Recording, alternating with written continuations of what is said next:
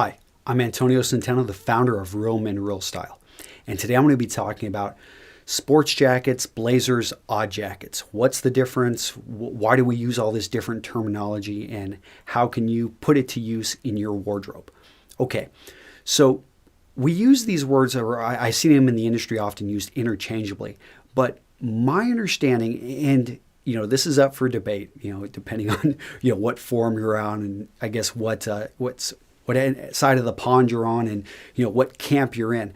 But I'm going to give you my view. So take it with a grain of salt, but this is based off of my research, my understanding, my talking with a lot of the experts in the field. Okay, so the odd jacket, the term odd jacket simply means any jacket that is not made to have a particular pair of trousers to go with it. So a suit is defined as a jacket and a pair of trousers made from the same fabric. Odd jackets, by the very name, do not have a matching pair of trousers. So any jacket out there that does not have a matching pair of trousers, whether it be a blazer or a sports jacket, is technically an odd jacket. So that's an all-encompassing word. You don't see it used very much, though, because it just sounds odd. And therefore, I'm not going to talk about odd jackets, and that's kind of like the overarching word. But I'm going to talk about the two subsets of odd jackets, and that's the blazer and sport jackets. And these, in my opinion, are very different. Although I've seen some writers use them interchangeably, and I think that in a particular, I think it's wrong. And the reason, because I think the blazer is a much more structured piece.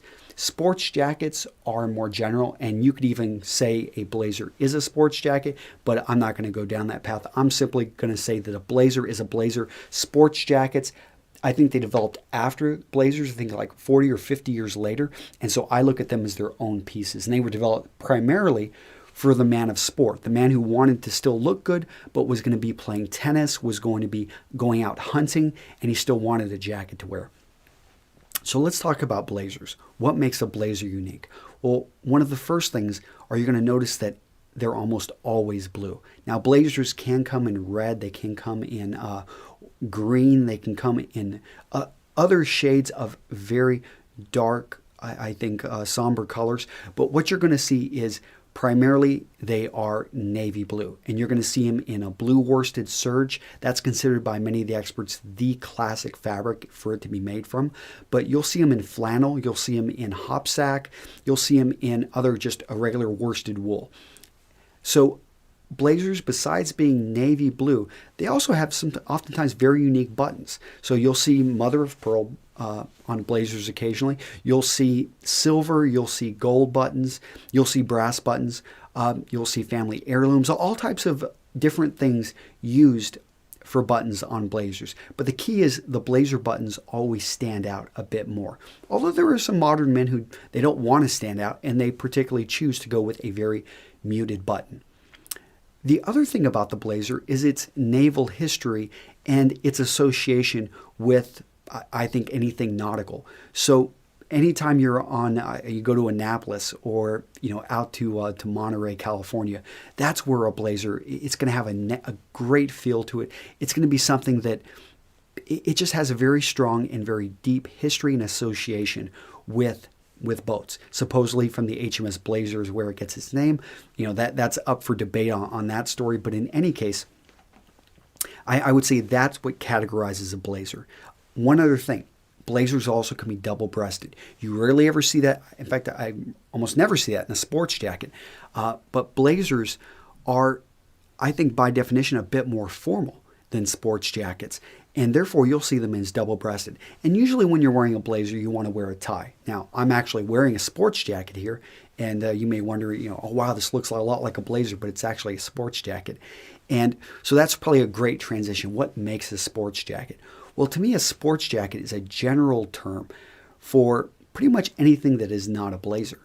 And so sports jackets have the word sport in them. And that's because they were developed, my understanding, in the 1920s and 30s, whenever men were starting to exercise more, get out and play sports, and they wanted to be gentlemen sportsmen.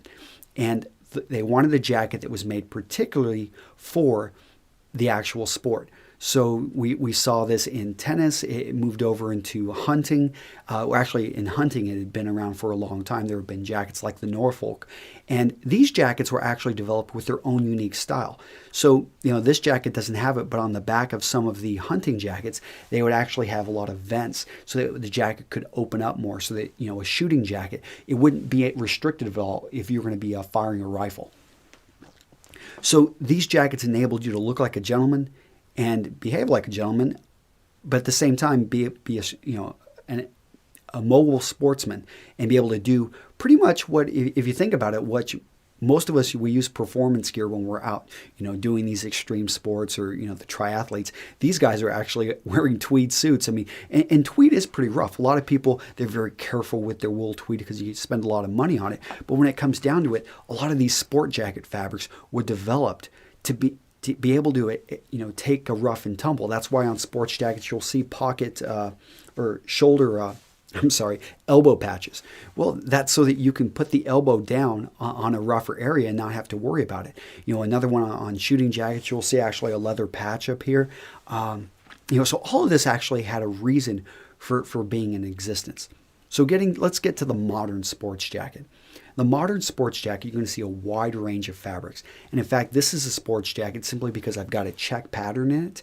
It's actually a Glen check here.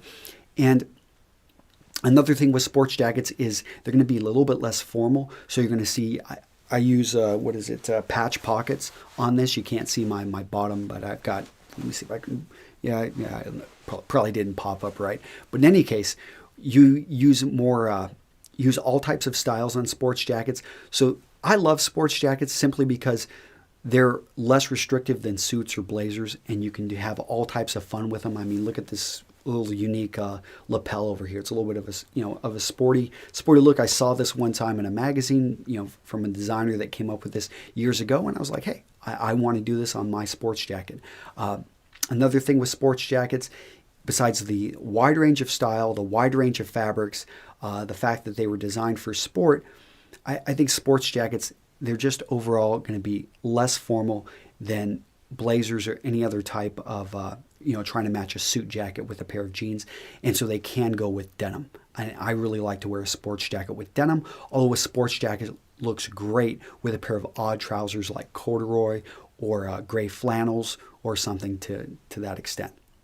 Okay, so hopefully that clarifies things. Again, you've got odd jackets, you've got blazers, you've got sports jackets, and that's how they're all sort of related. Both blazers and sports jackets are odd jackets. Blazers are not necessarily, some people argue, but I think that they're separate because they came about at different time periods.